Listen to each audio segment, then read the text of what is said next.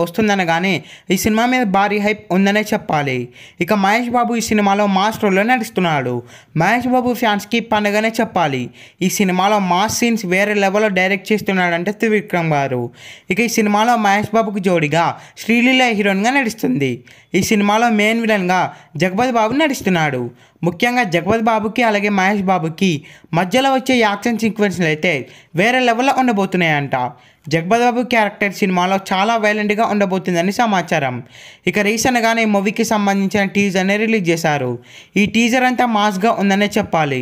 ఈ టీజర్లో మహేష్ బాబు ఒక మాస్ డైలాగ్ అయితే చెప్పాడు. ఏంటి బీడీ 3Dలో కనిపిస్తుందా అనే మాస్ డైలాగ్తో ఈ టీజర్ని స్టార్ట్ చేశారు. ఇక ఈ టీజర్లో మహేష్ బాబు విలన్కి వార్నింగ్ ఇవ్వడానికి వచ్చాడని మనం తెలుసుకోవచ్చు.